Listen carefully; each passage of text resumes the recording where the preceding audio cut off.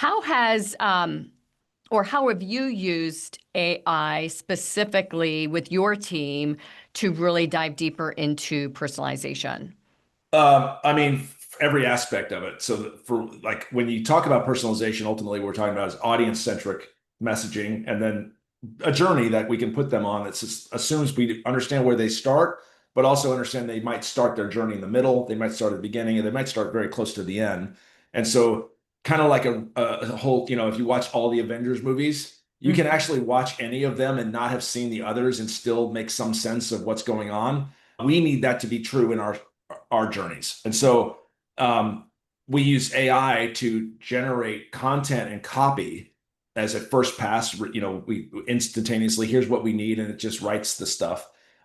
We use products like Clay to help us create orchestrated AI journeys that we can then execute, automatically. We're a Marketo platform, marketing automation platform house. So we use Marketo, and they've got some interesting AI stuff in there as well.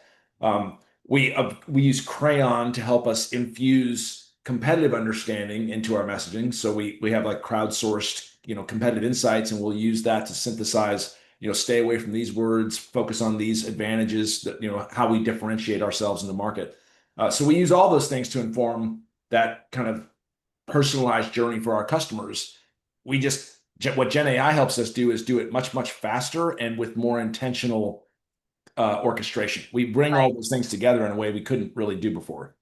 Are there any misconceptions or perceptions that you've seen peers in the market talk about regarding AI's use in ABM?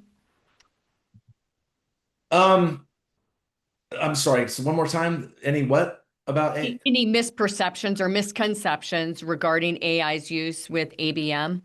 Well, yeah, I think the misconception I've seen vendors talk about with AI for ABM is that it makes it all easy. Like it's just let it go. That's not true. Almost with anything, right? Like even everybody talks about marketing content, marketing design, marketing demos. We use Story Lane to prompt, I need a demo of this, and it just builds it.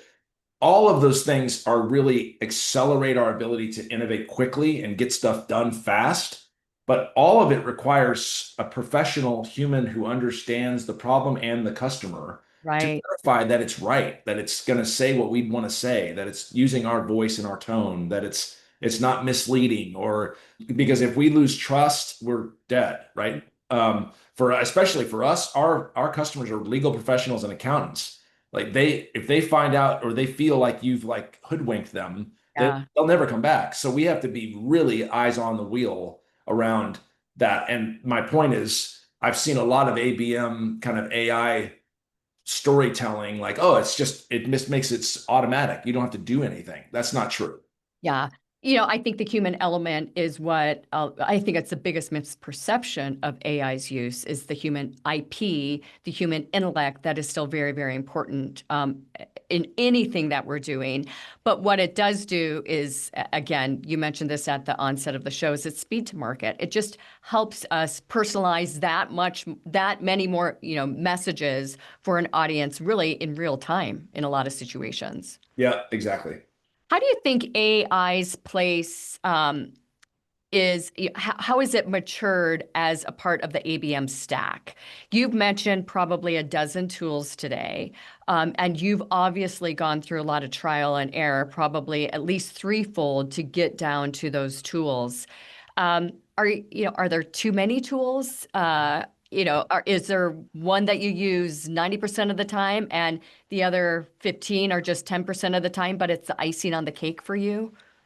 Yeah, I mean, specific to ABM, we are trying to make our our capability as scalable and thin as possible. We don't have an ABM team. We don't have ABM experts. We have people who understand our customer, understand what we're trying to do with them, the outcomes we can drive for them, and then we want to execute personalized programming for those people at scale. And so Right. that means this tech stack needs to be thin and easy. If it's heavy duty and requires admin and really slow or slows us down, we're like not interested in that. Right. Um, that being said, where we get a lot of value is in creating a model, literally our own model, and saying, this is our customer, and this is our voice, this is our solution book. We have I actually have a whole like positioning and messaging audience guide that we've written, our product marketing team put together. We feed that into our own ChatGPT instance, and it knows then what to say and how to say it, and it gets us 80% of the way there. Yeah. What that frees our team up to do is the last most important bits, to make sure it looks perfect, that it's on message, and that it's scalable. We use user-led for the web personalization stuff. Like our sales team, our SDRs could be talking to, Lori downloads a white paper or hits our pricing page, and our SDR, our sales development reps who work our inbound leads, they could send you not only an automated email through outreach or whatever, but they can also include in that a link to a personalized website that is like lorijones.com Right. and slash AffiniPay, and you would see your firm and your logo and your kind of what you looked at, browse the pricing page, downloaded an ebook, all on a web personalized page. Our SDRs can build that with user-led. Like, it doesn't require IT or anybody in the web team. It's that fast. So That's fantastic. What advice do you have for listeners today who maybe have a much smaller client base? There are only 40, 50, 60, 100 potential clients for them in the United States, and their use of ABM and AI as a yeah, component.